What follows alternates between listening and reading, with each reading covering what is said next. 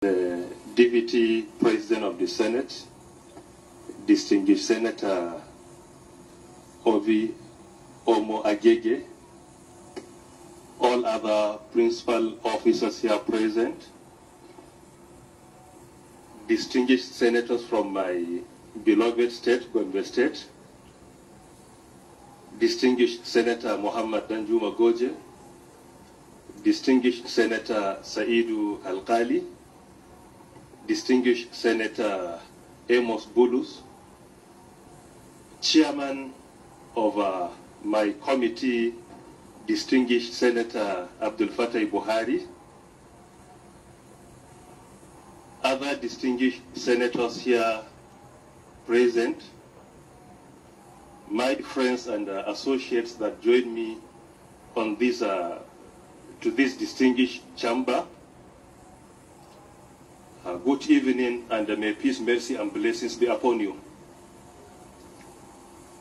Mr. President, sir, I begin by thanking Almighty for blessing me with this golden opportunity to be here in this distinguished chamber today. Then I use the opportunity to thank the President of the Federal Republic of Nigeria, President Muhammad Buhari, for finding me worthy of this nomination to be part of his cabinet. I also use the opportunity to thank this distinguished chamber for the opportunity given to me to appear before respected personalities for the screening. I consider this as an honor and I appreciate it. My relationship with this respected chamber has been cordial from the time I joined the National Information Technology Development Agency at official level on one hand and personal on the other. We maintain a very good and cordial relationship that it helped me significantly in promoting and transforming the IT sector in the country. Briefly about my personality, I was, according to my father, I was born and grew up in Pantami quarters of Gombe local government in the Gombe state. Around 20th of October 1972, I was enrolled into a traditional school that we call Sangaya School or An School, where I spent more than 4 years there. Later on, I was admitted into primary school, then secondary school, Government Science Secondary School, Gombe.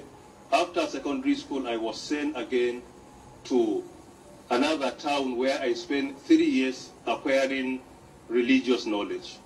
After that, my father sent me to university, a Federal University of Technology, Abubakar Tafawa Balewa University, Bauchi, where I studied computer science as my first degree. After the first degree, I was retained by the university to teach. From the university there, I got my MSc in computer science. I also got MBA in technology management. Later on, I moved to the United Kingdom. I had the privilege of attending Robert Gordon University in Aberdeen, Scotland, United Kingdom, where I got my PhD in oil and gas computing. During my stay in the Aberdeen, I had the privilege of teaching and supervising students on the graduate level.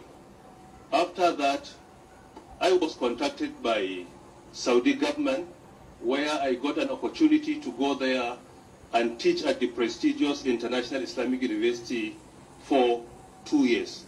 I happen to be, with all sense of humility, I happen to be the first Nigerian ever to teach in that prestigious university. I also spent many years at the Abubakar Tafawa Balewa University teaching in the Faculty of Information Technology. I taught there for over a decade. So with this, my background is more into education, then secondly, IT sector, and I partake in a lot of research in oil and gas computing. Furthermore, I had the opportunity of attending Harvard University in the US, where I was trained on digital transformation.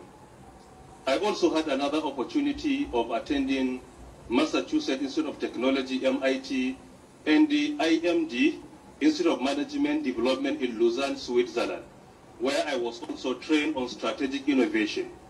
Furthermore, I was also at the Cambridge University, where I was trained also on management.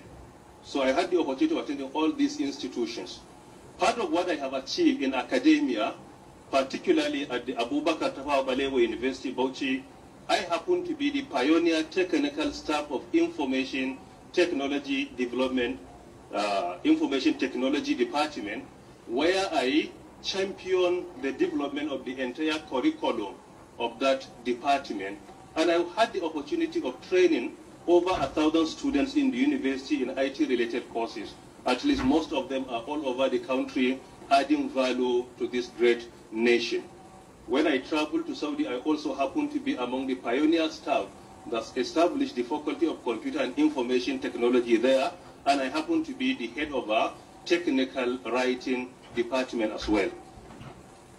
On 26 September 2016, the President of Nigeria, President Muhammad Buhari, GCFR, appointed me to come and be the Director General and the CEO of the National Information Technology Development Agency. I joined the agency on 26 September 2016, and I'm grateful for this honor by the President. As a bloody teacher, I was brought back to the country, and I had the opportunity of contributing my quota towards the development of our country.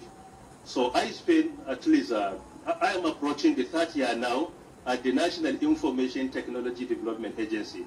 Part of my achievements in the agency, firstly, is reactivating our responsibility of being the IT clearinghouse for all federal public institutions when it comes to IT projects. That effort alone saved over 16 billion naira for the federal government of Nigeria. This achievement is an unprecedented one. With all sense of humility, I believe that this is something that if it is maintained, it will go a long way in reducing the percentage of IT project failure in the country. Furthermore, part of what we have achieved at the National Information Technology Development Agency within this time frame, we had the opportunity of trying to make sure that we enforce our local content policy, meaning that we are not in any way allowed to patronize foreign IT equipment until and unless if we are convinced beyond reasonable doubt that we have no capacity to do it in Nigeria. But as long as we have the capacity to produce any, or to manufacture, or to develop any software or hardware, then the importation is not allowed. Through that effort alone, what we have achieved in 2017 is unprecedented. In 2013, before I joined the agency, the patronage of our local computers is around 82,000. In 2014 is 92,000. In 2015 is around 92,000. In 2016, 150. But in 2017, with our effort, with our modest effort, we were able to catapult that to around 265,000 within a single year. So this achievement is also unprecedented. In addition, I had the privilege of using the agency with the support of my staff to promote ICT by deploying ICT computers and centers to 246 institutions in Nigeria. In addition, we established 11 world-class virtual libraries in federal universities all over the country. We also established 9 wide area networks all over the country. And we partake in training people of various categories in ICT, including people with disabilities.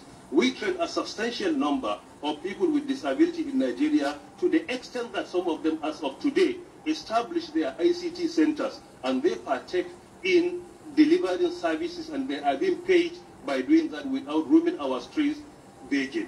Furthermore, we introduce a training for women for ICT, where we train women on ICT, we distribute facilities to all of them, and we make sure that at least they are self-reliant. This is something that has been achieved significantly as well.